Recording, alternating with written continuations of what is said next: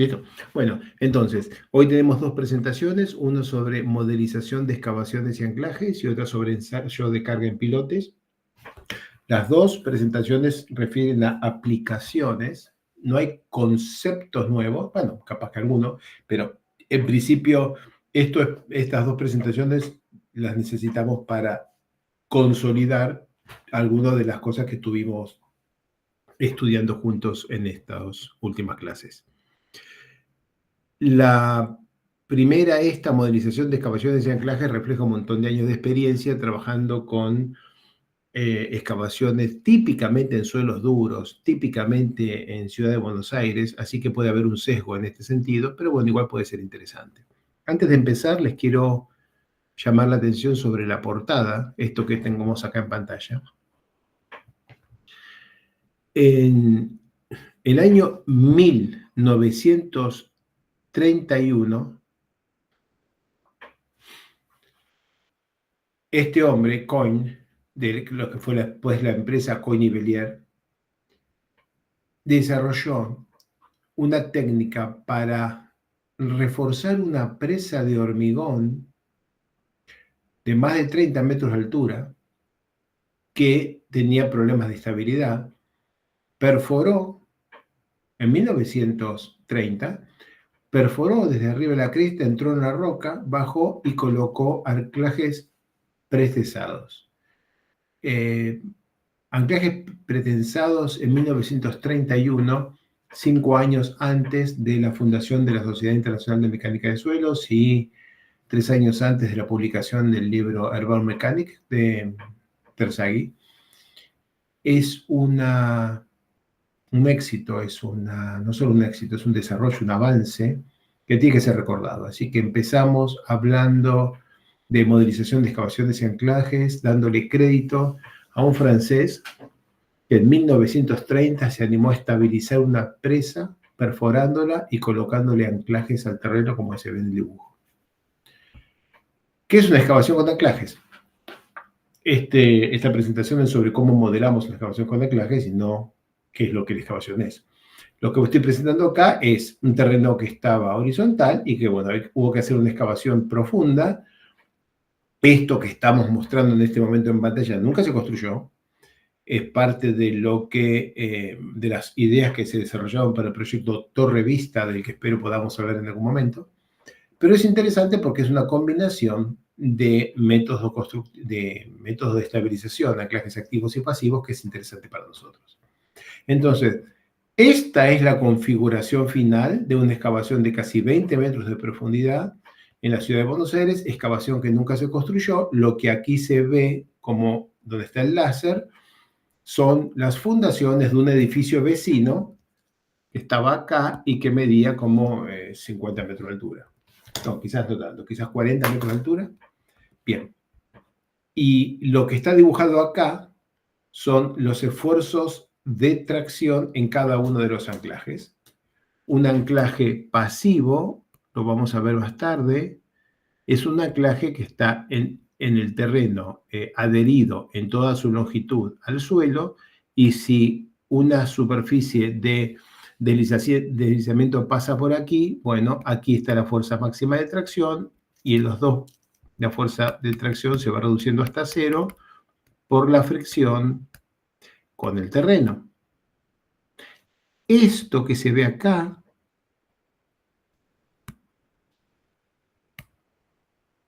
es eso.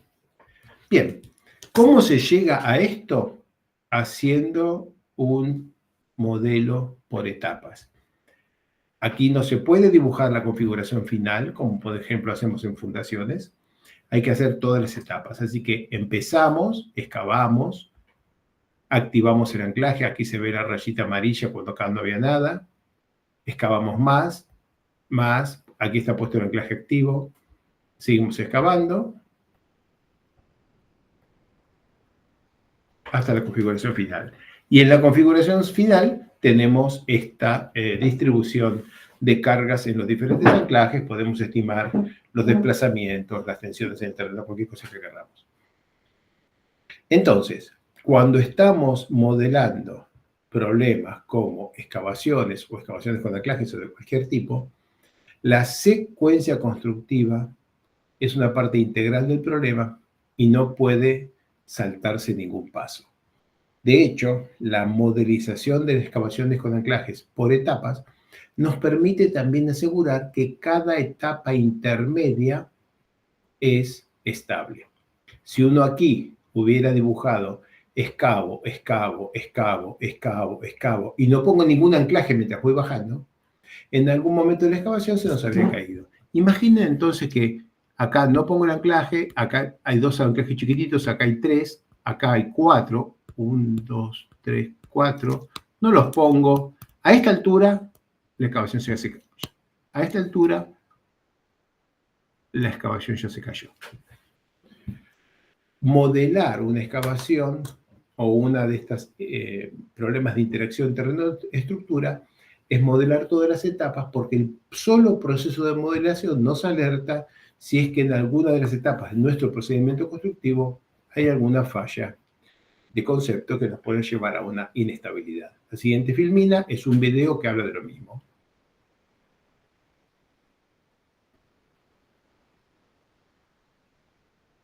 Entonces, en esta excavación vertical, con cuatro anclajes activos, zona negra, elemento anclaje de 2 nodos, zona bordeaux, elemento barra adherido al terreno, y aquí en vertical una placa que tiene solicitaciones de flexión. Estas solicitaciones de flexión dependen de la rigidez del terreno, de la rigidez de la estructura de flexión, de la secuencia constructiva y de la carga de pretensado de los anclajes. Esta estructura no se puede modelar como una viga continua, ni muchísimo menos. Hay que hacer una modelación completa de la secuencia constructiva. Voy a pasar de vuelta el video, los 2 videos, primero el de la izquierda. Miren cómo evolucionan en este caso, los desplazamientos. Lean la abscisa, desplazamientos totales. El desplazamiento máximo que vamos a ver es 32 milímetros y ocurre en la cabeza de la excavación. A ver si logro que funcione. No tengo que ir a esta pantalla y abrir. Entonces, todo es azul y a medida que vamos excavando hacia abajo, los desplazamientos más grandes ocurren aquí arriba, pero solo ocurren aquí arriba cuando estoy excavando en la última etapa. Si ahora voy a la videíto de la derecha, miren cómo evolucionan las solicitaciones estructurales, que incluso pueden cambiar de signo en una dada sección.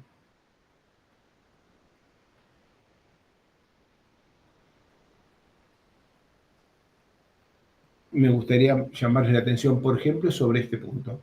¿Ven el láser, no? Alguien que abra el micrófono y diga, sí, sé dónde está tu láser. Sí, se ve.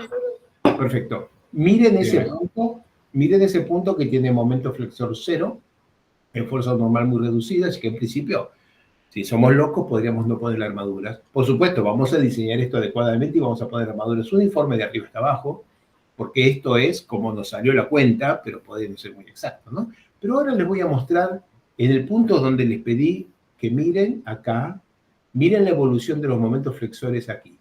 Hasta que se activa este elemento estructural, obviamente no hay estructura, no hay momentos flexores, pero desde el momento que se activa, van a notar cómo ahí cambia y va como cambiando de signo.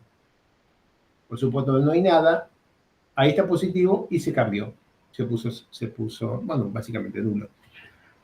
Estas cosas, estas secuencias constructivas, permiten optimizaciones. Puede ocurrir que descubramos que tenemos en algún punto un momento flexor negativo muchísimo más grande que el que hay en el resto de la estructura. Ponerle imagen que hubiera dado así. Si esto dio así, es porque la carga de pretensado que le pusimos a este anclaje es demasiado alta. Y estamos pagando espesor de estructura y cantidad de armaduras en función de esa decisión. Con bajar un poco esta carga de pretensado, vamos a tener un poco mayor de deformación en la estructura, pero muchísimo menor requerimiento estructural. Se puede trabajar con la rigidez de la estructura en cuanto a espesor de hormigón, con su resistencia en cuanto a armaduras y con las cargas de pretensado posición de los anclajes. En principio, estas excavaciones son siempre tridimensionales. Hay un anclaje de estos cada, digamos, 3 o 4 metros en dirección normal al dibujo. Pero en un dibujo 2D, esta línea está representando lo que sería el equivalente a un anclaje continuo, ¿no? O sea, un plano de sostenimiento, de manera que estas solicitaciones en un dibujo 2D, un modelo 2D, no están acompañadas por momentos flexores en la dirección horizontal, que sería más o menos así. Si tuviéramos aquí la superficie y acá tuviéramos, por ejemplo, estacionado un coche, habría momentos horizontales cambiados de signo en cada posición de los anclajes hacia atrás. Todo eso no es capturado con un modelo 2D. Sin embargo, un modelo 2D es suficiente para tomar decisiones de ingeniería y para el diseño de la estructura. En principio, para hacer una modelización 2D, vamos a usar algo similar al método beta. Felipe confirmaba que ya vieron el método beta. Sí, en las primeras clases se vio en construcción por etapas. Perfecto. De construcción por etapas. El valor del método beta 04, 05, 06, eso se puede estimar. En realidad, poner 04, 05, 06 no va a dar como resultado diseños diferentes. Va a cambiar un poquitito alguna distribución de armaduras, pero nada más. Pero si la obra es compleja o lo justifica, el método beta que vamos a usar en todas las paredes de una excavación lo podemos calibrar con algún modelo 3D. Por ejemplo, aquí tienen un modelo 3D que se usa para simular una secuencia constructiva que en este caso se hace con batachesil, bancos y bermas, y en función de esta secuencia constructiva queda una relación entre los desplazamientos calculados con el modelo 3D y los desplazamientos calculados con el modelo 2D que nos permite calibrar el valor de beta para este tipo de suelo, esta estructura, esta excavación en particular, esta geometría. Los desplazamientos que ocurren en esta estructura los controlamos con la secuencia constructiva y con el valor de las cargas aplicadas. También con la rigidez de la propia estructura. Miren un patrón de desplazamientos, por ejemplo.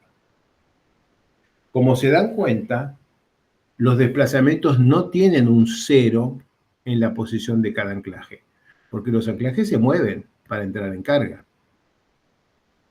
Si diseñamos bien la estructura, ¿alguien abrió el micrófono? No. Si diseñamos bien la estructura, los desplazamientos tendrían que ser relativamente uniformes. Acá están los desplazamientos en vertical, pero estos no son tan importantes. Los desplazamientos en horizontal son más importantes. Si diseñamos bien la estructura, los desplazamientos tendrían que ser pequeños y relativamente uniformes. Una estructura que se deforma así tiene demasiado poco anclaje en las capas superiores. Una estructura que se deforma así, muy acentuadamente, le está faltando contención en los anclajes inferiores. En principio, uno tendría que poder controlarlo, y de hecho, haciendo la modelización, puede controlar la secuencia, la carga, la posición de cada uno de los anclajes y la carga que aplicamos en cada uno de los anclajes. ¿Qué es un modelo 3D completo? Se ve así. Es algo que no se hace con muchísima frecuencia porque en realidad no agrega mucho valor. En la enorme mayoría de los casos, por ejemplo, esta excavación plana, hacer toda esta secuencia o hacer un modelo 2D equivalente usando beta de 03, 05 y 07 y tomando la envolvente, da el mismo diseño. Uno más o menos gasta la misma cantidad de acero y de concreto, más o menos la misma cantidad de acero y de hormigón, de manera que un modelo 3D para un problema que es básicamente bidimensional, excepto por el hecho que los anclajes son puntuales y no un plano continuo, bueno, él no tiene sentido hacer un modelo 3D, pero a veces una estructura puede ser relativamente compleja. Entonces ya, si la geometría lo justifica, en este caso un problema extremadamente tridimensional, donde no hay guapo que diga un modelo 2D será suficiente. En principio, uno puede usar un modelo 2D pero con altísima probabilidad va a estar errando y va a tener que tomar decisiones, digamos, relativamente conservadoras para poder seguir adelante. Mientras nosotros hablamos, se siguen excavando la cosa con ciertos puntales, anclajes. Esto es una estructura relativamente compleja. Esto es muy raro. No tengo muchos videos como este para mostrarles.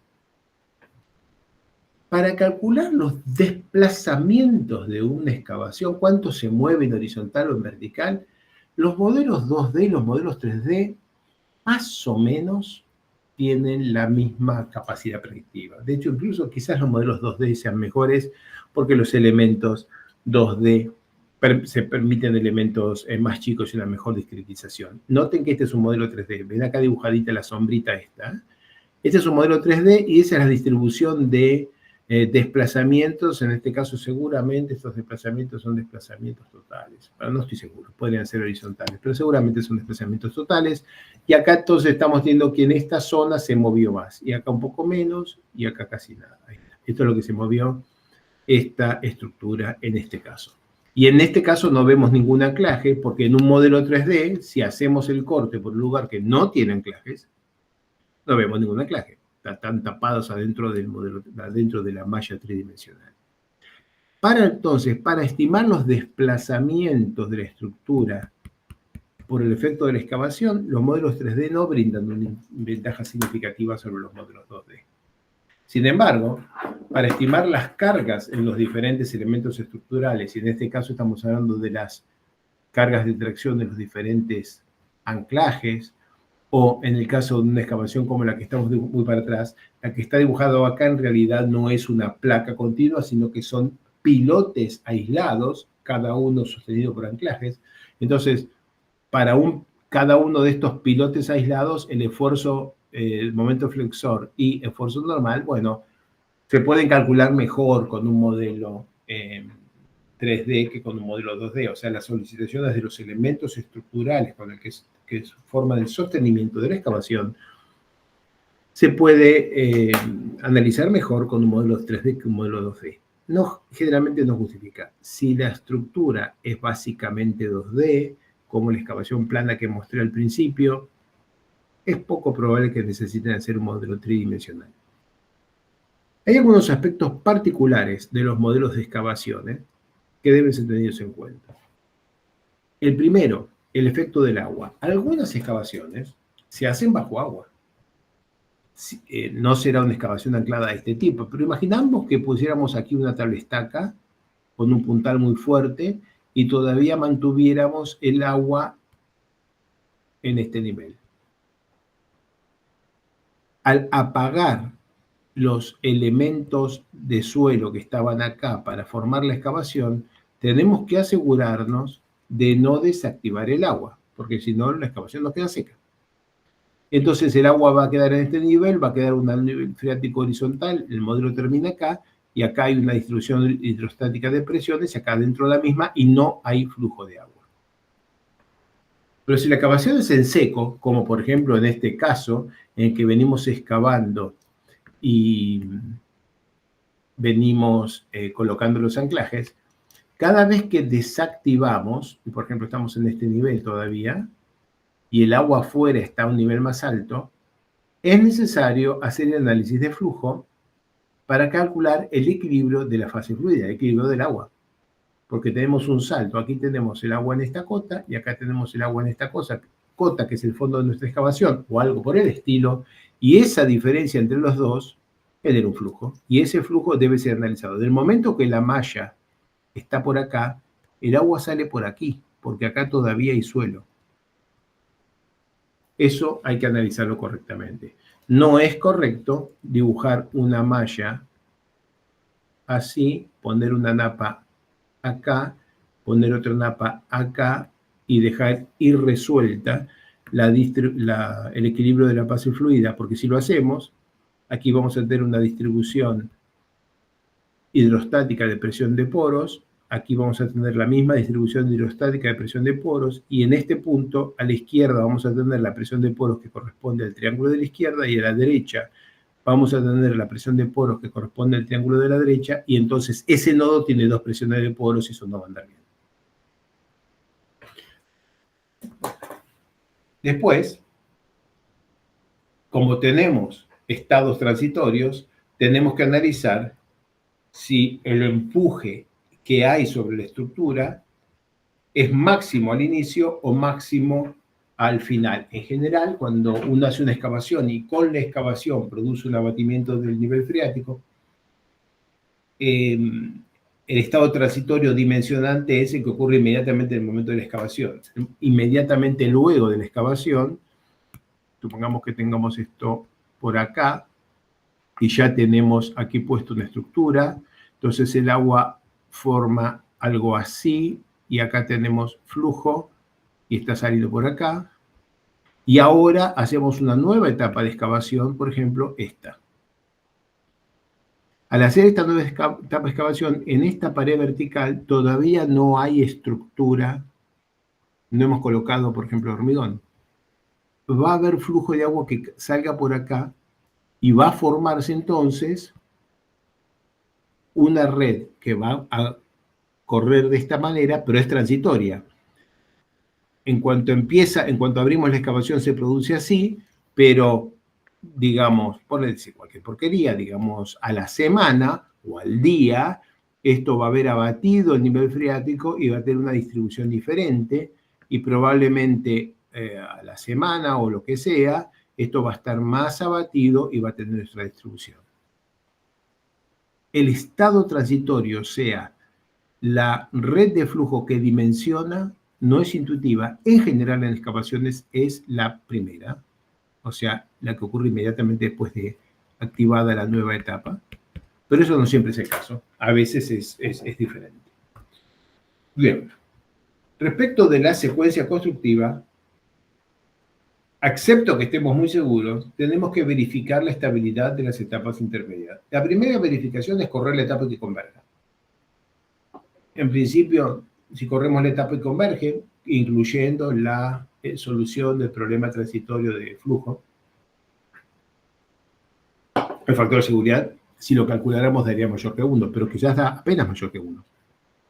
Sin calcular, sin hacer el cálculo del factor de seguridad, uno puede tener una estimación razonable de si la etapa que estamos analizando es muy segura o no, en función de los desplazamientos que se producen. Si nosotros venimos excavando la primera etapa y la cosa se mueve 3 milímetros, la siguiente se mueve 5 más, la otra se mueve 7 más, y la siguiente etapa se mueve 40 milímetros,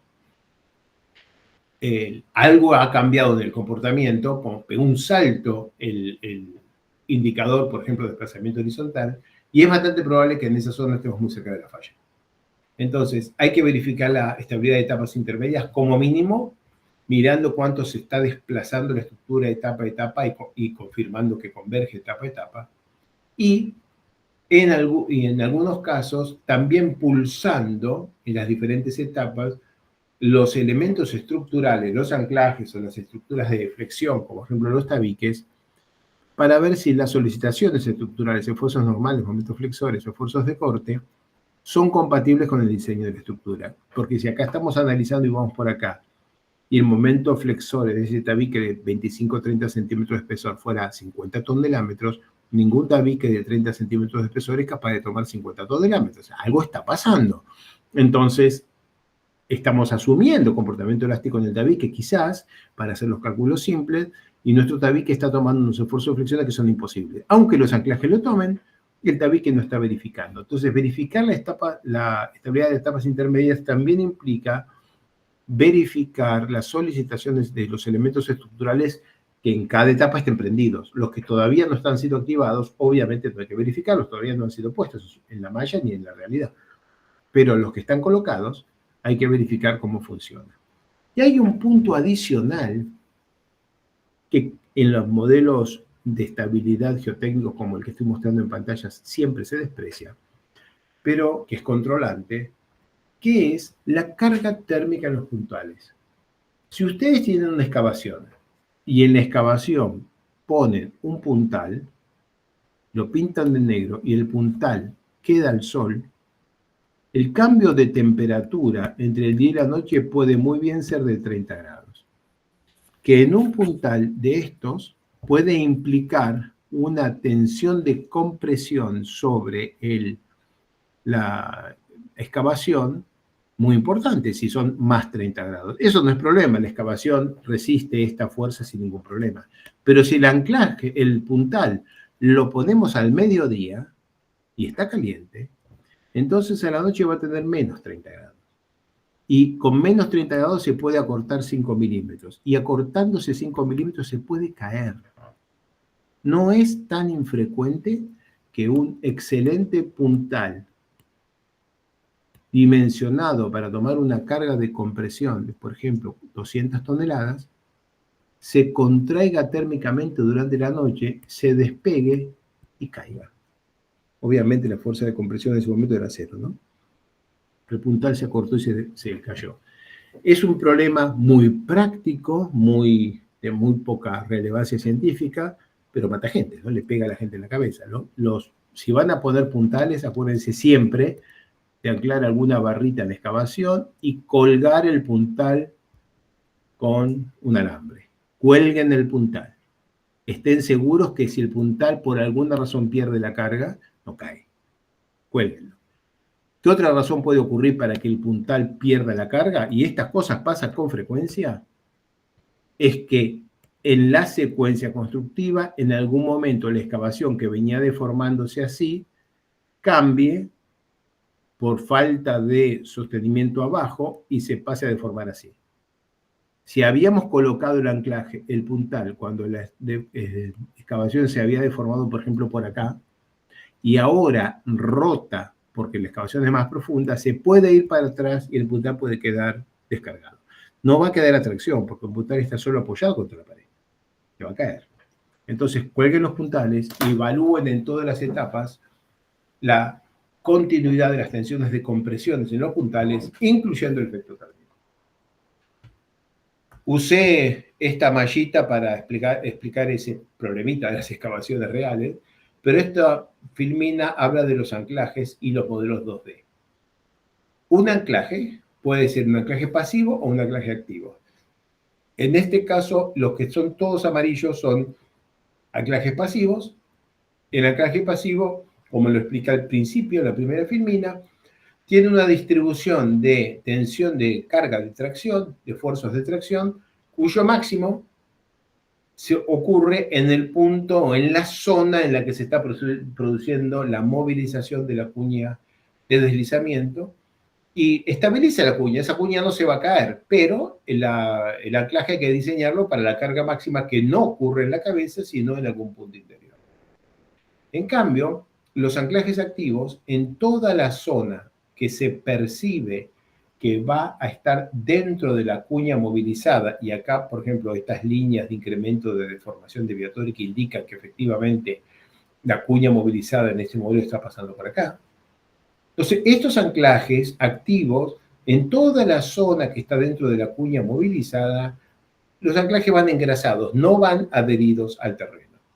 Entonces, el esfuerzo de tracción que se aprecia es de tensiones de corte que generan un diagrama triangular de carga como el que se ve en la mitad de aquí, en la zona de la longitud fija, de bulbo del anclaje, pero un esfuerzo de tracción constante a lo largo de todo el anclaje que se convierte en una carga, en una placa, que es la placa sobre la cual está apoyado el anclaje. Un anclaje pasivo puede no tener ninguna placa o tener una pequeña placa de anclaje diseñada para tomar esta fuerza. Un anclaje activo necesita una importante placa diseñada para tomar toda la carga que puede transmitir el anclaje, porque no hay reducción del esfuerzo normal en la zona del bulbo libre, porque en la zona del bulbo libre el cable o la barra van engrasados dentro de un tubo, o sea, no van solidarios con el terreno que los rodea. Los anclajes no son problemas 2D, y lo muestro con esta filmina, que dice no abuse de los modelos 2D. En este modelo, que es un muro de pilotes anclados, cada uno de estos es un pilote y están separados una distancia. claramente el E por A sobre la distancia nos da una rigidez axial equivalente y el EJ sobre la distancia nos da una rigidez a flexión equivalente, pero para la distribución de tensiones en el terreno, de cargas en los pilotes por el efecto de los anclajes y los desplazamientos del terreno, no es igual tener una placa equivalente, una placa continua con la rigidez equivalente o tener los pilotes aislados. Pero ese no es el problema más serio de esto. El problema más serio de esto viene por otro lado. Empecemos. La platea, que es la fundación del edificio vecino, ¿aporta resistencia a la excavación? Noten que la superficie de potencial deslizamiento hace esto con una barrita acá y otra acá. Esto no es casualidad, gente. Aquí lo que está pasando es que el elemento estructural que pusimos acá para simular la fundación del edificio vecino, él en sí mismo es elástico y tiene resistencia y rigidez, de manera que impide que la excavación se caiga como se caería en la realidad, probablemente algo así, porque eso exigiría cortar por la mitad este elemento de placa elástico que pusimos en el modelo. La zapata con cuantía mínima que hay en la obra real no es igual al elemento elástico de placa que pusimos en el modelo. El elemento elástico de placa que pusimos en el modelo impide que se forme una superficie de falla y por eso se genera esta V corta que claramente aumenta la capacidad modelada del problema. ¿Qué hay que hacer? Vamos a tratar de que esto funcione. Ahí está. Lo que hay que hacer es poner aquí la carga que representa el edificio vecino, pero no el elemento de placa que representa la fundación. No suma nada ahí y solo genera una línea rígida que rompe la cinemática de nuestro problema. Hay más problemas, ¿eh? Miren, hemos puesto en un modelo 2D, hemos puesto un anclaje aquí, otro inclinado y otro horizontal. Y estos tres forman una Z que en la realidad no se ven. Yo tengo un anclaje aquí, más atrás tengo un inclinado y más atrás tengo uno así. Este está más adelante, este está más atrás y este está todavía más atrás. Pero en un modelo de 2D están todos en el mismo plano. De manera que aquí he generado una Z invertida, irrompible, en la que he conectado los diferentes anclajes, como si este y este estuvieran en un mismo plano y efectivamente se vincularan entre sí en ese punto. Un buen ejemplo de un error de modelo. Hay anclajes que se cruzan en 2D y no se hubieran cruzado en 3D. Y también miren el pie del muro. ¿Por qué la superficie de falla pasa tanto por debajo de la punta de estos pilotes? ¿Por qué? Esto tiene que haber fallado así. Por estos errores, y porque esto es irrompible, bueno, falla por atrás. ¿Pero por qué falla por abajo? Falla por abajo porque esta línea que representa un pilote necesitamos que tenga una cierta capacidad por la punta. Pero el elemento viga que hemos instalado acá, como no tiene sección en la punta, no tiene capacidad de carga por la punta, que la necesitamos para tomar la componente vertical de los anclajes. ¿Qué hacemos entonces? Inventamos un clúster, una pequeña sección elástica, o hacemos alguna maldad en el modelo para transferir el esfuerzo vertical de compresión que baja por esta placa al terreno, porque no estamos modelando esto con su espesor real. Estamos modelando una línea de espesor cero, pero la línea de espesor cero no puede transmitir carga concentrada por la punta, entonces hacemos alguna trampita como esta. Y esa se ve acá muy clara, ¿eh? Algo hemos hecho acá no sé bien qué, pero algo hemos hecho para que la superficie de falla pase bien por debajo de la punta de los pilotes, lo que no es realista. De hecho, estos pilotes que están modelados probablemente como una placa elástica, hace que la falla no pueda pasar por entre los pilotes. Es bastante probable que si lo modeláramos correctamente, esto fallará así. Porque entre un pilote y el otro está el terreno y hay continuidad. O sea, el pedacito de pilote que queda por debajo de la superficie de falla simplemente falla por empuje pasivo o se plastifica, flexión y corte ahí, se rompe y la excavación se cae. Es impensable, es muy probable que el modo de falla más realista de esto fuera así, y es impensable una superficie de falla así de larga. Esto es solamente la acumulación de un clúster elástico acá abajo, una Z de continuidad infinita para atrás y elementos placa en los edificios vecinos que anulan el mecanismo de falla más razonable. ¿Vieron todas las cosas mal que se pueden hacer en un modelo de elementos finitos? Esta filmina es un buen ejemplo de eso. Las siguientes filminas hablan de cómo no son geotecnia numérica, voy rápido sobre ellas, y hablan en general de cómo se diseña un sistema de anclajes.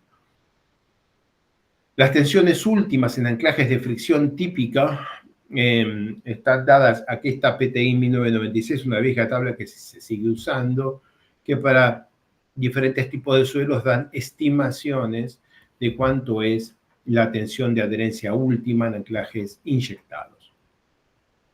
Está el método de Bustamante-Deutsch que tiene en función de el número de golpes o la resistencia por la punta del ensayo, el número de golpes en el ensayo SPT, o la resistencia por la punta del ensayo de cono, o la presión límite, como en este caso del ensayo presiométrico, estiman para cada tipo de suelo una fricción última en el perímetro de un anclaje.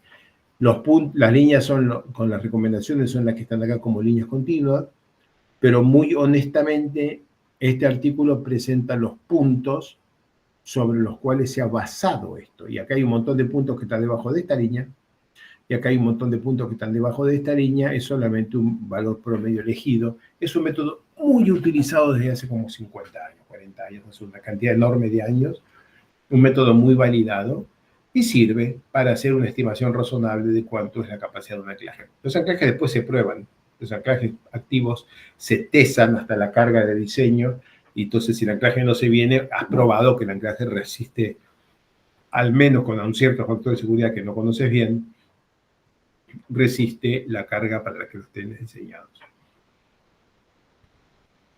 Los mecanismos de transferencia de anclaje son un problema interesante. Cuando uno pone un anclaje y tira de él, hay una zona del anclaje que va a fallar por fricción, como un pilote de tracción, y hay otra zona cercana a la superficie que va a arrancar un cono de terreno. Y esto está controlado por una cantidad de factores. La adhesión entre la lechada con la que se llena la perforación y la pared de la perforación. La resistencia de los puentes de lechada. Cuando uno hace una perforación y inyecta pasta de cemento, le decimos lechado, pasta de cemento, se generan una cantidad de rugosidades en la perforación, en el contacto, y para arrancar este cilindro que es el anclaje, hay que romper todos estos puentes que se forman en donde la lechada, la pasta, penetra el terreno que la rodea. Además, las perforaciones no son perfectamente cilíndricas, hay ensanchamientos del bulbo, o sea, el diámetro del anclaje no es constante, está cohesión de fricción, y está la tensión radial inducida tanto por la inyección a presión de la pasta de cemento como por el efecto de la dilatancia cuando el anclaje está embebido en suelos densos.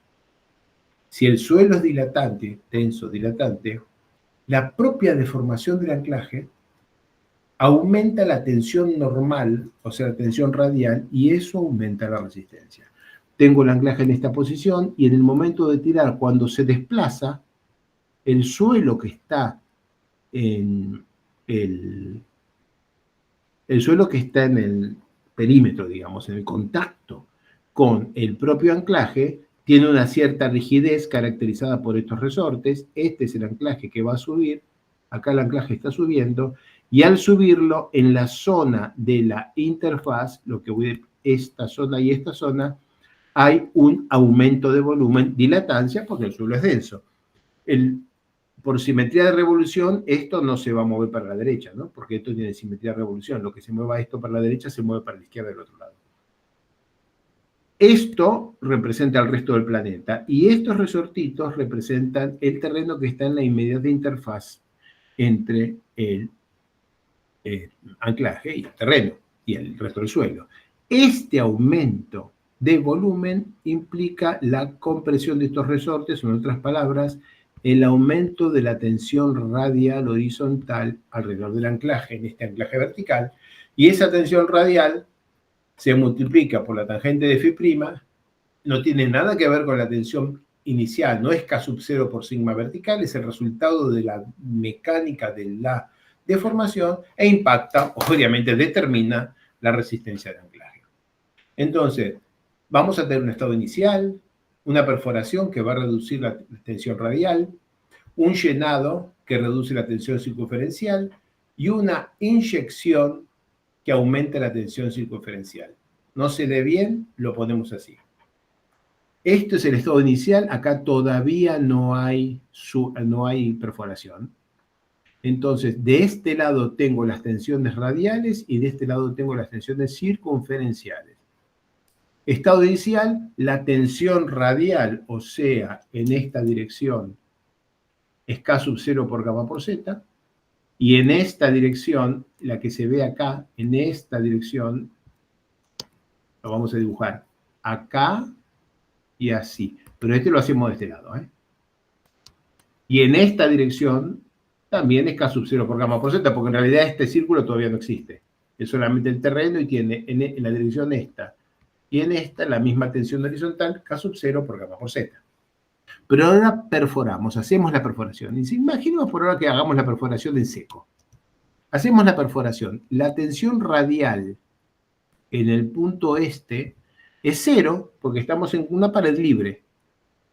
Nos dice la teoría de la elasticidad que si yo coloco un orificio en un material que tiene un patrón de tensiones, un estado de tensiones así, yo ahora coloco el orificio y el nuevo estado de tensiones no es esto, sino que estas tensiones tienen que desviarse en ambas direcciones, de manera que la tensión que ocurre en la dirección circunferencial es mayor que la que había antes de que hiciéramos la perforación. Mientras que la tensión de la dirección radial en este punto es 0 y va creciendo hasta alcanzar otra vez K sub 0 por gamma sub por Z por lejos. Y eso es lo que se ve acá. En este punto la tensión radial es 0 y lejos es K sub 0 por gamma por Z. Mientras que en este punto la tensión radial es, teoría de elasticidad, medio es otro congenio, 2 veces K sub 0 por gamma por Z y va cayendo hasta ser K sub 0 por gamma por Z lejos. Y ahora lo que voy a hacer es llenar esto con pasta de cemento, que es una perforación vertical, tiene un peso unitario mayor que el peso unitario del terreno, entonces ahora nos queda una tensión neta de compresión aquí en la pared de la perforación. Esa tensión neta de compresión radial también está asociada a una disminución de la tensión circunferencial que era 2 veces K sub 0 por gamma por Z, pero ahora se reduce por el efecto de la tensión radial. Y si después aquí adentro, como hacemos siempre en los anclajes, lo inyectamos, la tensión de compresión radial, como acá estamos aplicando presión de inyección así, la tensión de compresión radial se va bien arriba. Y lo que era una tensión de compresión que empezó K sub 0 gamma por Z, circunferencial, aumentó porque hice la perforación, se redujo porque llené la perforación con pasta de cemento, pasa a ser una tensión de tracción. Que si es suficientemente amplia, grande, genera una fractura y genera lo que se llama fractura hidráulica y metemos pasta de cemento en el terreno. Pero en principio se genera una tensión de tracción en el terreno de esta dirección y una compresión brutal en la dirección radial. Esta compresión brutal es el sigma R, que multiplicado por tangente de phi por el resto de las componentes justifica que un anclaje de 15 centímetros de diámetro tenga tensiones de trabajo en su perímetro de 2 o 3 megapascales, 20 o 30 kilos por centímetro cuadrado, 200 o 300 toneladas por metro cuadrado. En servicio fácilmente, en un suelo como el suelo de la ciudad de Buenos Aires. Y a veces valores bastante más altos, pero eso es siempre. Bien, entonces, pongo grande el dibujito que teníamos para mostrar el efecto del desplazamiento relativo entre el anclaje con su bulbo y el terreno. Antes de la deformación, estos resortes representan la tensión en el terreno que había antes de la deformación. O sea, esta es la que hay después de la inyección y antes de la deformación. Voy para atrás. La que está dibujada ahí es esta. Ya tenía el estado inicial, hice la perforación, la llené, la inyecté, me quedó una tensión radial muy grande. Es la que comprime estos resortes. Y ahora, cuando le pongo una carga al anclaje y la carga en el anclaje hace que el anclaje se desplace respecto del terreno, como está a la mitad derecha, todavía está el efecto de la dilatancia, si el anclaje está embebido en suelos densos, que aumenta aún más la tensión radial. Estos mecanismos tan complejos hacen que básicamente el diseño de un anclaje empiece con una tabla de estimación, pero que haya que ensayarlo en el terreno, haya que mirarlo, porque depende de cómo perforo, cómo lleno, cuánto es la contracción de fragüe de mi pasta de cemento, con qué presión inyecto, cuántas etapas de inyección coloco, cuál es la rigidez del terreno respecto al diámetro del anclaje para ver cuánto es el efecto del incremento de tensión radial por efecto de la dilatancia del suelo que hay en el contacto entre el anclaje y el terreno. Dije una frase larga que alguno va a tener que leer, escuchar 2 o 3 veces en la grabación, pero de eso van las balas en el diseño de un anclaje. Por eso a los anclajes hay que ensayarlos. Los anclajes a tracción son iguales que las barras de acero embebidas en las vigas y columnas de hormigón. Es la misma cosa. El anclaje está rodeado, el anclaje de acero está rodeado por suelo y transmite la carga de una punta hacia la otra. A medida que se va produciendo, vamos colocando la carga, primero la carga trabaja con la fricción, este es el anclaje, estoy tirando, primero la carga genera, una pequeña carga genera un bulbo de tensiones de corte así. Si yo aumento la carga, esta zona ya se movió demasiado, se rompieron los puentes de adherencia, la resistencia fue de la resistencia máxima o resistencia pico a la resistencia residual de esta zona, y el nuevo bulbo es así, cuya área es mayor que la inicial, y si sigo aumentando la carga, en algún momento se genera el bulbo que está sombreado. Pero noten que en algún instante de este proceso, la resistencia friccional en este punto era esta. En algún punto, la resistencia en este punto era esta, pero en el momento que alcanzamos la carga última, la resistencia friccional acá y acá son relativamente bajas. O sea, el anclaje, un anclaje de 10 metros, no tiene el doble de capacidad que un anclaje de 5 metros. Porque para cuando los 5 metros de atrás entran en carga, los 5 metros de adelante están casi muertos. Acá está la gráfica que se usa para el predimensionamiento de este efecto, que prueba que un anclaje de longitud 10 metros tiene un factor de eficacia de 0,43, o sea que tiene la misma capacidad que si fuera perfecto e ideal de 4,3 metros.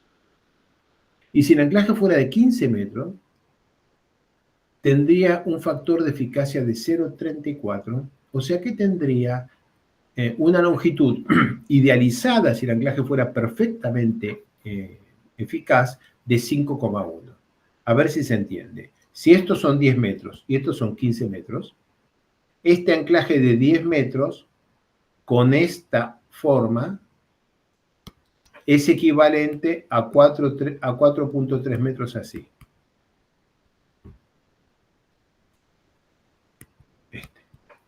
Y este anclaje de 15 metros, voy a cambiar el color para que no haya confusión. Este anclaje de 15 metros que tiene este bulbo de tensiones va a tener la misma resistencia que si el anclaje hubiera sido así. Gastamos 5 metros más de perforación y barra de armaduras para tener una eficiencia equivalente a 80 centímetros más de anclaje. Esto no está inventado por la gente que escribió estos dos dibujitos. En el libro de Spampinato, de 1952, de estructuras de hormigón, Spampinato, un profesor argentino de la Universidad de La Plata, y en kilo por centímetro cuadrado y en centímetros en vez de kilonewtons y metros, el mismo problema del decalaje y anclaje de una barra de acero liso en este caso, en el hormigón. Increíblemente, hagan el ejercicio y dan los mismos números. Esto es en centímetros en vez de metros, esto son kilos por centímetro cuadrado, obviamente no son los mismos números en unidades, pero las relaciones son las mismas. Y el trabajo de Spampinato en 1952 habla de la retención de corte media en una barra larga embebida y el efecto de la concentración y cómo va progresando el bulbo de tensión. ¿Cómo resolvimos esto los ingenieros civiles? Barras nervuradas. Barras nervuradas. Igual hay este problema, pero no es tan grave como la barra lisa. ¿Podemos hacer barras nervuradas en los anclajes? Bueno, en los anclajes la solución, hay muchas soluciones, una solución muy inteligente es en una única perforación poner varios cables individuales. Acá se ve esta foto pequeña en la que se ven 4 gatos en una misma perforación, 4 gatos, cada uno tirando de 3 cables. Es un anclaje muy grande, de 12 cables, pero tiene 4 gatos y cada uno tira de 3. Entonces, en vez de tener 12 cables todos largos, tenemos 3 cables que van hasta aquí, 3 cables que van hasta acá, 3 hasta acá y 3 hasta acá, de manera que cada uno de los conjuntos de cables que hay en este gato tira de una zona distinta del bulbo. Entonces, claro, cuando tesamos esto, cuando ponemos en marcha esto, este gato se va a estirar, invento, 12 centímetros, este 15, este 18 y este 21 centímetros, porque este es el que tiene el cable más corto, este es un poco más largo, este es un poco más largo y este es el más largo de todos. Gato múltiple, gato caro, no creo que haya muchos dando vueltas en Argentina, transfiere carga a cada torón en un segmento distinto del bulbo y mantiene una eficiencia muy respetable. Noten que la eficiencia de esto que estamos mostrando es bastante similar a la que habríamos obtenido en un caso, digamos, matemáticamente ideal. Esto es para los anclajes. Cuando estemos analizando sistemas anclados, tenemos que resolver estos problemas mínimos. El primero, que no se corte el acero del anclaje. Después, que no se arranque el acero limpito, sano, dejando la pasta de cemento del terreno. El tercero, que no se venga el acero y la pasta de cemento respecto del terreno, porque el anclaje, por ejemplo, quedó con un bulbo corto. Después, que no haya una falla geotécnica delante del anclaje, ni una falla general, ni un problema de estabilidad de taludes, en el cual el anclaje nos quedó corto y toda la estabilidad del sistema no fue mejorada por el anclaje corto. Este problema lo habríamos resuelto si el anclaje hubiera sido largo, por ejemplo. Les dejo como última filmina el ábaco de Boscardin y Cording, que se viene usando desde épocas inmemoriales, para hacer una estimación de cuánto es el impacto en las estructuras vecinas de nuestra excavación anclada.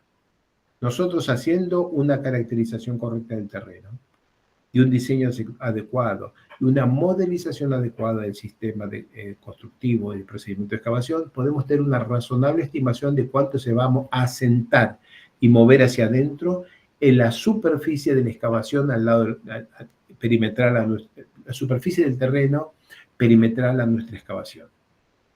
Después, ¿y eso qué significa? ¿Qué significan 25 milímetros? ¿Qué significa? Bueno, este gráfico da una idea de si estamos en una zona donde no va a haber daño, very slightly, daños muy menores, daños severos o se nos cae. Entonces los dejo, hay muchos otros métodos, hay muchas cosas más escritas, pero este es un gráfico en el que siempre es lindo ir y poner el puntito, a ver cuánto se distorsionó, o sea, cuánto es la pendiente esta, y cuánto es la deformación horizontal strain en deformación, y con eso hacer una estimación de cuánto es el daño que podemos estar produciendo en las estructuras vecinas. Última filmina de este módulo, me comí 54 minutos de la hora que tenía, y no sé si hay consultas o comentarios o quieren que repita alguna cosa.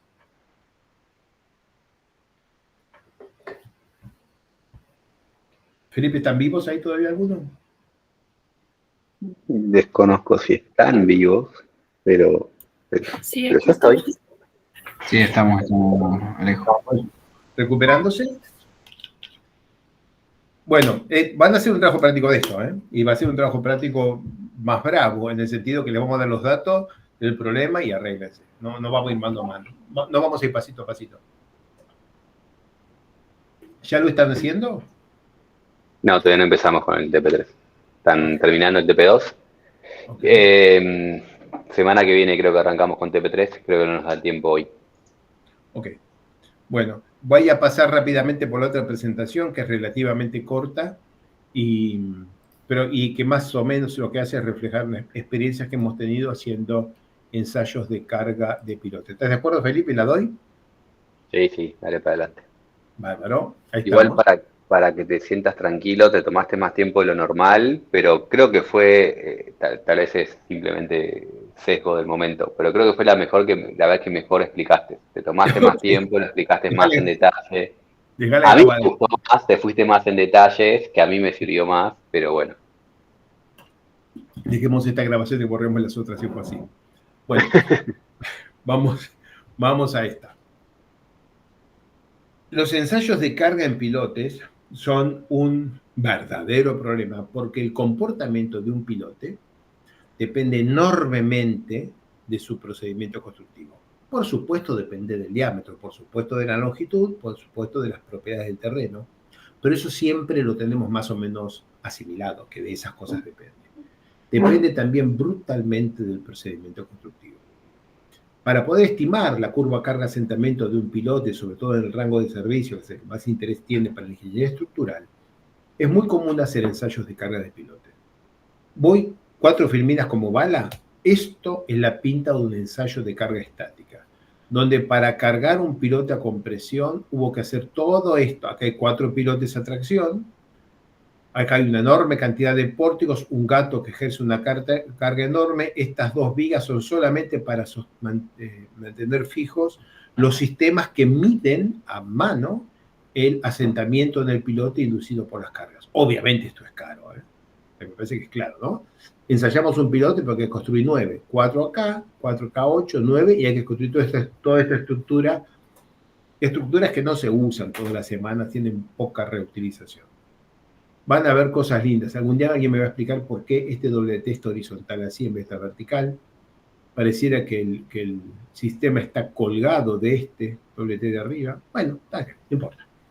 Hay otro ensayo de carga, que es el ensayo de carga pseudoestático, en el cual sobre el pilote se coloca un peso del orden del 5% de la carga a medir y un combustible que produce una deflagración similar a la de un pistón en un cilindro de un coche. Esa deflagración acelera esta masa con una aceleración del orden de 20 veces la aceleración de la gravedad. Como la masa es más o menos 5% de la carga máxima que queremos transmitir, estamos transmitiendo la carga máxima, masa por aceleración. Y eso dura muy poquito.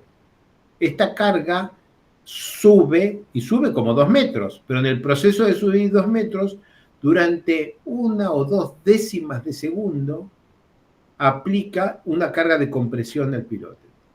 El ensayo es pseudoestático porque solo dura 2 décimas de segundo, pero no es dinámico porque 2 décimas de segundo para moverse 20 o 30 milímetros no llega a movilizar seriamente fuerzas de inercia.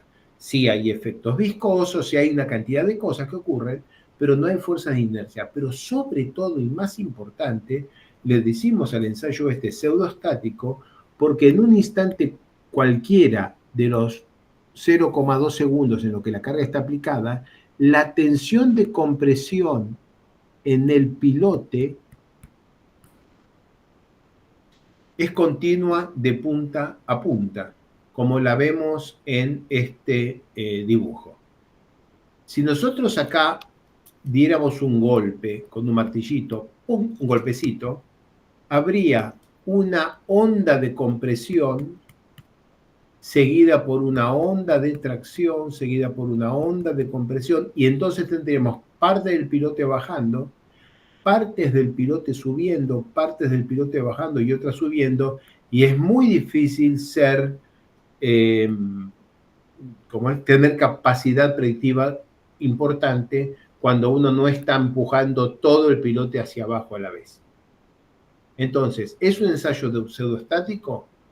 Porque no se llegan a movilizar fuerzas de inercia, más el efecto de inercia, masa por aceleración de manera significativa en el pilote, sí en esta estructura, pero no en el pilote, y porque a lo largo de toda la longitud del pilote, la dirección de movimiento es monotónica y no sé la dirección para abajo, todo para abajo durante todo el ensayo, y entonces toda la fricción está yendo hacia arriba, está oponiéndose al movimiento. Eso no es lo que pasa en un ensayo dinámico que voy a mostrar ahora. El ensayo de carga pseudoestático tiene una curva resultante que tiene esta pinta, y cuando se elimina el efecto de inercia, que es menor, y los efectos viscosos, queda una estimación razonable de la curva carga-asentamiento que habría dado el método estático equivalente. Una enorme ventaja del método pseudoestático es que todo el sistema se agarra del mismo pilote, el que lo estamos poniendo. La aceleración de 20G ocurre en esta zona, y sube, y después queda atrapada por estas cajitas, pero todo el sistema no requiere los 9 pilotes de reacción. Simplemente el pilote sobre el que está y esta cosa encima. Igual no es un ensayo barato. Después viene el ensayo de carga dinámico, en el cual efectivamente estamos golpeando el pilote en la cabeza y viendo cómo avanza. El asunto es que en algún momento de impacto, la distribución de fuerzas podemos tener suerte y que sea en una sola dirección, o podemos tener esto que se ve acá, en que diferentes partes del pilote se mueven, algunas hacia abajo y otras hacia arriba. Aún la parte que se mueve hacia arriba tiene tensión de compresión.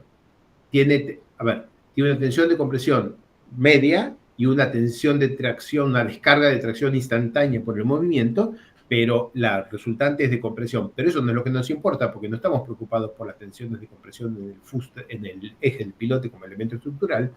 Estamos preocupados por medir la fricción en el pilote. Entonces, si esta parte del pilote está yendo hacia arriba, la fricción que mide es para abajo. Y si esta parte del pilote está yendo hacia abajo, la fricción que mide es para arriba, y no podemos sumar. Típicamente un ensayo de carga dinámico, y se usan mucho porque son muy económicos, se hace con el propio martillo de Inca cuando tenemos un pilote hincado. Estás clavando el pilote y agregando, voy hacia atrás, bueno, acá está chiquitito, pero igual voy hacia atrás, agregando algunos acelerómetros, es posible medir las aceleraciones que ocurren en esa sección del pilote, y con eso, y utilizando la teoría de propagación de ondas elásticas en un elemento unidimensional, se pueden estimar las tensiones que se inducen en la sección de hormigón, y con ello integrar y calcular la carga que ocurre en cada instante durante el ensayo dinámico. Un ensayo que tiene mucha menos precisión que el pseudoestático, muchísima menos precisión que el ensayo estático en sí mismo, pero es un ensayo baratísimo. Último ensayo que no necesito explicar es el ensayo de integridad, en el cual se hace lo mismo, pero en vez de poner un martillo de Inca de un martinete para hincar pilotes, se usa un martillito de mano solamente para medir integridad. Se da un golpecito en una punta y se ve cómo se propaga la onda de compresión a lo largo del pilote, pero no se moviliza la resistencia al terreno. Este golpecito lo único que hace es una onda viaja por dentro del elemento estructural, la columna embebida en el suelo, que es el pilote, y solo sirve para ver si el pilote tiene continuidad como elemento estructural. Les muestro ahora unos ejemplos. Hace muchísimos años nos tocó diseñar unos cabezales con una tremenda exigencia estructural para un horno de cal en el sur de Chile. Y teníamos las premisas de diseños, unos desplazamientos verticales, relativos y horizontales muy bajos, incluyendo el sismo. Y en aquellos años lo único que teníamos era un Plaxis 3D que se llamaba túnel y que permitía hacer mallas horizontales, por ejemplo, un redondelito acá, pero en vertical, o sea, dirección normal, era solamente una extrusión como se ve acá. Así que estos pilotes redondos nos quedaron cuadrados, no se podía hacer otra cosa en aquel entonces. Miren estos elementos, era la capacidad que había en los computadores de aquel entonces. Este elemento prismático, miren, solo 2 o 3 elementos y ya estoy tocando el pilote. Hoy esta sería una malla absolutamente inaceptable. En aquel momento era lo mejor que se podía hacer. ¿Qué hicimos en aquel entonces para poder calcular esto? Hicimos una estrategia de modelación que empezó simulando con un pilote en un modelo 2D el ensayo de carga con un modelo axil simétrico. O sea que esto es 2D axil simétrico, se va apoyando la carga y sabiendo el asentamiento. Es una simulación numérica de la curva carga-asentamiento de un pilote aislado en un modelo 2D axil simétrico, y nos da esas líneas de puntos. Sobre esa línea de puntos, lo que hicimos en aquel momento es hacer un ajuste analítico, inventar una curva suave que más o menos pasara por arriba en toda la zona de interés, y con eso hacer un análisis estructural no lineal. Una vez que eso estuvo hecho para estimar cuánto se iba a mover el cabezal de varios pilotes bajo la primera carga, después modelamos en 3D el cabezal de los 6 pilotes con esa forma, con esos cuadrados medio groseros que les mostré recién. Y después se hizo un ensayo de carga. No vamos a entrar en cómo se hizo el análisis estructural no lineal, pero era un pedacito de código que usaba la curva carga-asentamiento, esta línea estática, para los diferentes casos de carga y para calcular entonces estimar la respuesta del sistema. El modelo 3D era así, esto es todo lo que se podía ver, y bueno, los asentamientos en cada etapa y los desplazamientos horizontales y las tensiones de compresión era lo que se obtenía de estos análisis. Acá está recortado el resto de la malla para ver los pilotes, pero claramente el problema era continuo, ¿no? Es interesante el ensayo de carga. Tuvimos suerte, simplemente. El ensayo de carga medido es la línea negra con los puntitos. La línea azul que está por acá es la curva que usamos para diseñar el cabezal. Y agregando un poco de resistencia, la misma curva da la curva colorada, que por supuesto, la azul fue hecha antes del ensayo de carga, y en esta zona, que es la zona de interés, está muy bien, y eso es casualidad. Si lo hago de vuelta hoy con 30 años más de experiencia, no creo que me salga igual. Pero la línea colorada ya es dibujada después del ensayo de carga, o sea, calibrada, ¿no? Este es un ensayo de carga, de compresión, de un anclaje importante. Estamos hablando de 5.000 kilonewton, ¿no? que son 500 toneladas, no son números chicos, ¿no? 600 toneladas de carga máxima, y esto se logró con un conjunto de barras Dividag ancladas al terreno, o sea, anclajes de tracción al terreno, 8 creo que eran, no me acuerdo bien, anclajes de tracción al terreno, y esto fue ejecutado por pilotes Terratres Chile, no me acuerdo el año, pero sería 2005, o sea, 20 añitos atrás. Este fue un ejemplo. Aquí tengo otro, el ejemplo de un ensayo de carga para una celda Osterberg. La celda Osterberg es una jaula que tiene digamos, un cilindro de acero cuyas tapas se separan y se pone en la punta de un pilote, y entonces desde la superficie se inyecta pasta de cemento dentro de ese cilindro de acero. La pasta de cemento separa las dos tapas del cilindro, como mi lata de Coca-Cola, imagínense que crezca porque le estoy inyectando a presión cemento dentro, pasta de cemento. Eso hace que la punta del pilote vaya para abajo, mientras que la tapa empuja la fricción para arriba. Es muy interesante porque uno, en un pilote profundo, uno pone esta celda en la punta abajo de todo, y entonces tengo el pilote enorme acá, y acá pongo esta celda, y cuando a la celda la inyecto, la celda cambia de esta altura a la altura, función del volumen de inyección que le ponga. ¿Cómo lo hace?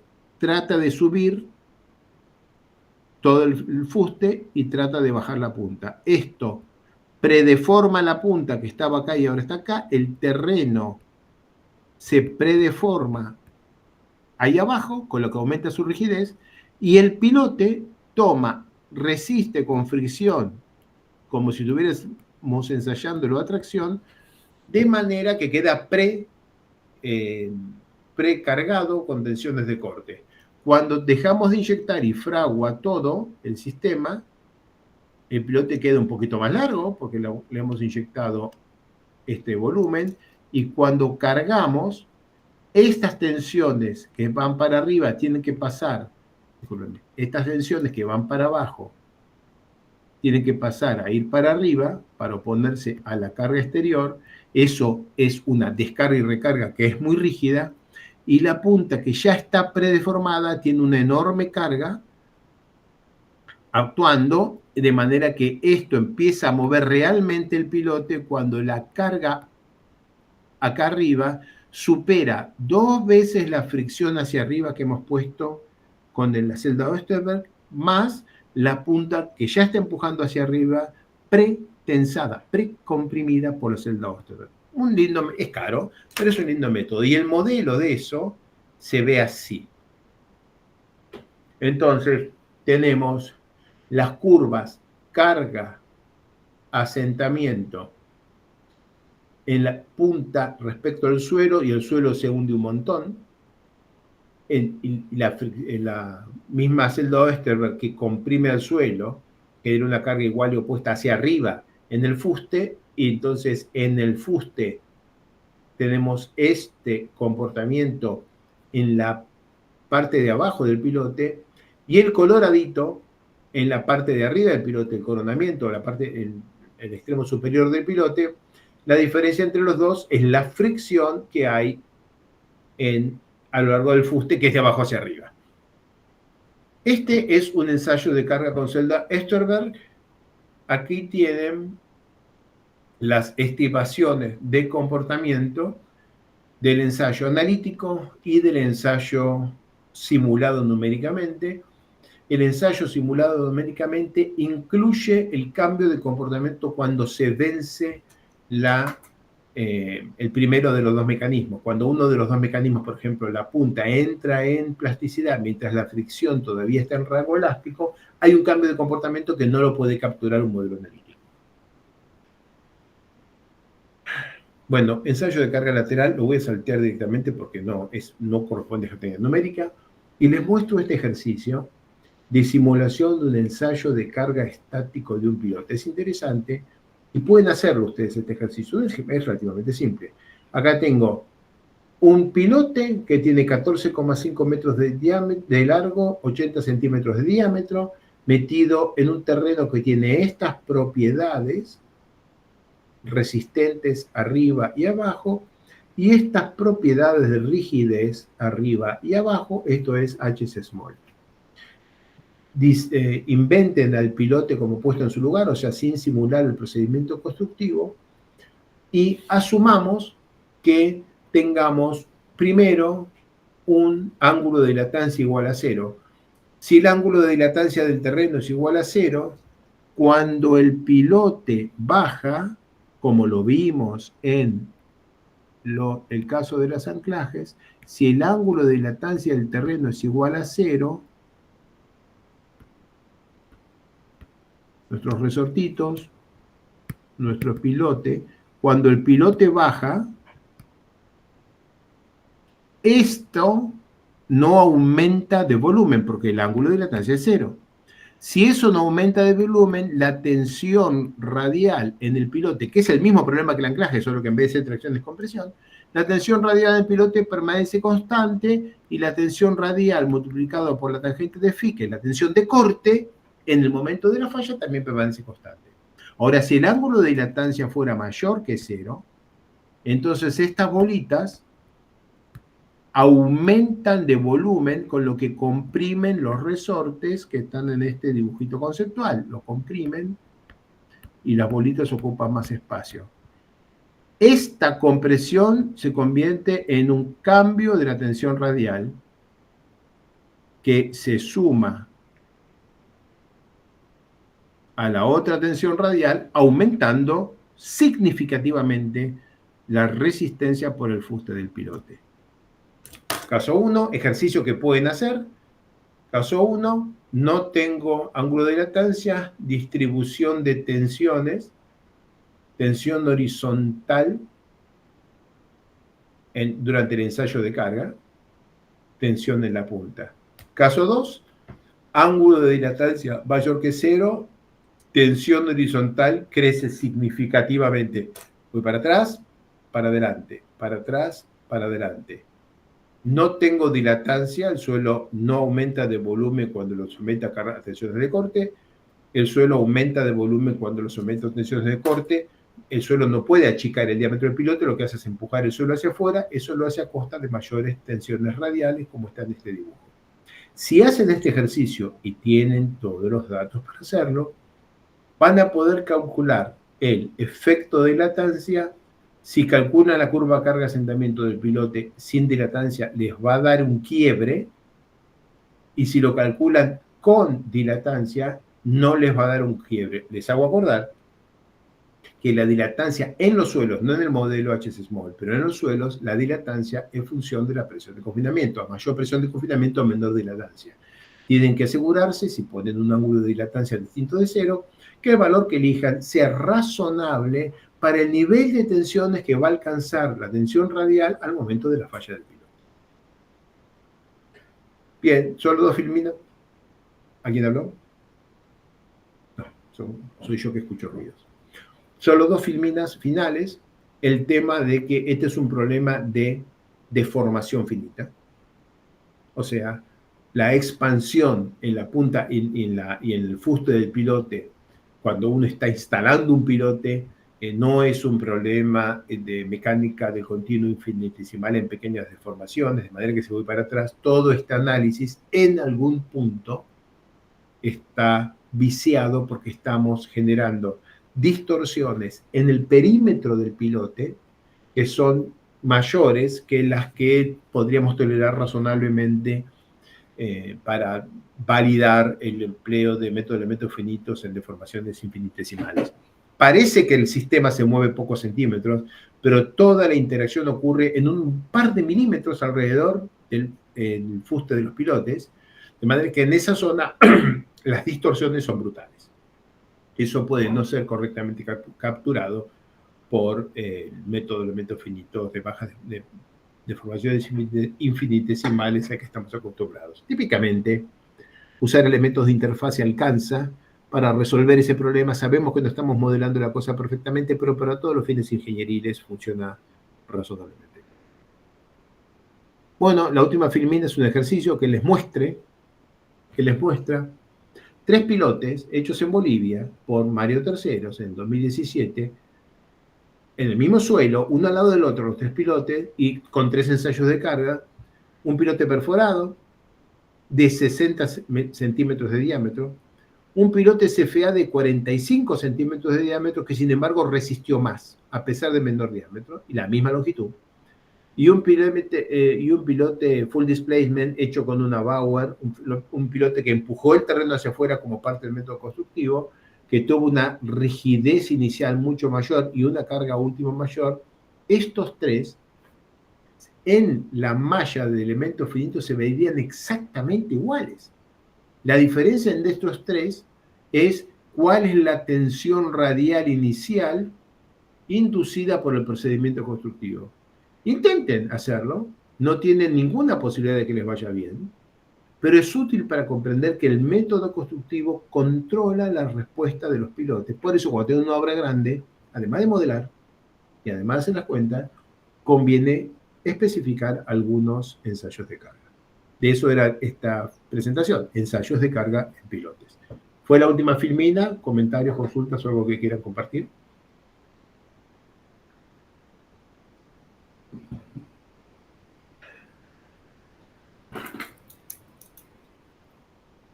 Madre mía, he hablado 1 hora y media sin ninguna consulta. Bueno, así es. Alejo, lo que comenta de la influencia del método constructivo, no sé si lo he mencionado o si se me ha pasado, pero por ejemplo, en un pilote que ha sido perforado y posteriormente hormigonado, digamos, Sí. el hecho de no estar seguros de que la punta haya quedado correctamente hormigonada, es ahí cuando... Es muy probable que buena parte de lo que estamos viendo acá esté relacionada con una punta en la que quedó algo de barro y que requirió mucha deformación del pilote. Todo esto, antes de empezar a despertarse, y probablemente nunca se despertó del todo. En Estados Unidos, en los pilotes perforados, si no hay un control estricto de la limpieza de la punta, los usos y costumbres del diseño de pilotes es despreciar la punta, simplemente. ¿Controlaste cómo limpiaste la punta que quedó el hormigón perfectamente en contacto? No. Hice la perforación y rellené. Bueno, que despreciar la punta del diseño. Brutal, ¿verdad? Pero eso es así como se hace. Bien, o sea, eso sería un caso excepcional o directo. No te creas, es un caso muy común porque es probable que en muchos casos es mejor hacer el pilote 2 metros más largo y tomar todo por fricción que hacer todo el lío de limpiar la punta. No, en nuestros países no es tan común, pero ellos lo toman así, desprecian la punta y van para adelante. Bien. Nosotros en los micropilotes lo hacemos, ¿no? Típicamente los micropilotes no tomamos la componente de carga por la punta, porque lo que implicaría en cuanto a controles en un pilote de muy pequeño diámetro, en controles de limpieza de la punta sería brutal y no se hace. Típicamente no se hace, o por lo menos yo no lo hago. Bien. Gracias, Alejo. Alejo, buenas noches. Acá Christopher. Tengo una pregunta relacionada al caso de pilotes hincados pero tubulares, los que son huecos. Ok. En un modelo numérico se logra capturar el efecto del tapón en la punta, que generalmente se afecta. No, lo tenés que hacer a mano. En la hincada de un pilote, estamos hablando, gente, de un caño hueco con la punta abierta, que uno lo clava en la superficie del terreno y cuando ya lleva clavado 10 metros, del lado de adentro se rellenó con tierra 2, 3, 4 metros, esa tierra se compactó por la propia hinca y ya la fricción de la tierra dentro del tubo contra el tubo alcanza para que no haya más penetración. Entonces yo tengo un tubo hueco y el terreno está acá abajo. Nada, el tubo está hueco. Para el momento que el terreno está hincado hasta por acá, entró suficiente tierra dentro como para que este tapón, por su fricción en la pared interior del tubo, impide que siga entrando. Así que ahora el tubo es como si fuera lleno. Está lleno de suelo, pero está lleno. Ahora cuando seguimos clavando y estamos por acá, toda esta última parte, el suelo tuvo que irse a los costados como si fuera un pilote macizo, porque tapón dentro, no se mueve más. Estos son gigantescas deformaciones, Christopher, acá, 15 metros.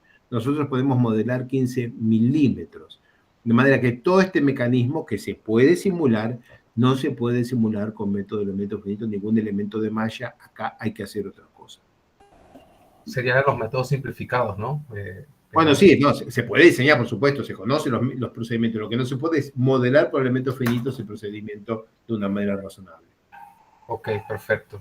Y otra pregunta, bueno, sé que son grandes deformaciones, pero ¿existen estos métodos en donde consideras la degradación del suelo, la degradación de resistencia al fuste a medida que un pilote hincado va avanzando, ¿no? Claro. ¿Se logra también capturar ese efecto o nuevamente? Depende del modelo constitutivo. Un modelo constitutivo como NORSAD o cualquier modelo constitutivo de mecánica de suelo de estado crítico completo que permite simular el incremento de volumen por dilatancia, pero con ese incremento de volumen incrementa la relación de vacíos y se alcanza el estado crítico y ya no hay más dilatancia, eso te va a dar una resistencia máxima, una caída de resistencia hacia una resistencia residual, en realidad no residual, resistencia de estado crítico, pero eso no lo haces con HS Small. Necesitas un modelo constitutivo de mecánica de suelo de estado crítico que tenga a la relación de vacíos como variable de estado. Además, si el suelo tiene alguna cementación, necesitas un modelo constitutivo que tenga ablandamiento por deformación. En el curso 2 vamos a ver algún modelo constitutivo con esas características, pero en principio con los modelos constitutivos que vamos a ver en este curso no podés simular la caída de la resistencia máxima a la resistencia residual. Siempre podés adoptar los parámetros de resistencia que corresponden a resistencia residual, por ejemplo, ángulo de dilatancia igual a 0, pero no simulaste el proceso, impusiste desde el vamos que vas a estar simulando para la condición de grandes deformaciones. Perfecto. Y una última consulta. Dígame. ¿Tiene referencias actualizadas de ya este tipo de análisis? Digamos, yo me quedé con, creo que el último que trabajé fue con Jardín, que es el método de Imperial College. No, yo no tengo, así en mi cabeza no tengo referencias actualizadas, porque yo también hace tiempo que no estoy, hace 4 o 5 años creo que no diseño ningún pilote, que me acuerdo, capaz 3 años, que hace que no diseño ningún pilote y los procedimientos ya llevaban años, no hay nada muy nuevo. Hay algunas publicaciones recientes, pero no las estoy siguiendo en este momento. El próxima vez que me toque diseñar pilotes, leeré y me pondré al día. Hoy estoy un poquito fuera de todo, así que no te puedo recomendar nada. Perfecto. Muchísimas gracias. Por favor. Bueno, gente, fue un placer. Supongo que se han ganado un pequeño descanso y seguirán. Felipe, damos por cerrado. Buenas. Sí, damos por cerrado, hacemos un intervalo de 12 minutos y 40 siguen con Tazo la clase. Ok, gracias Alejo. Gracias. Alejo.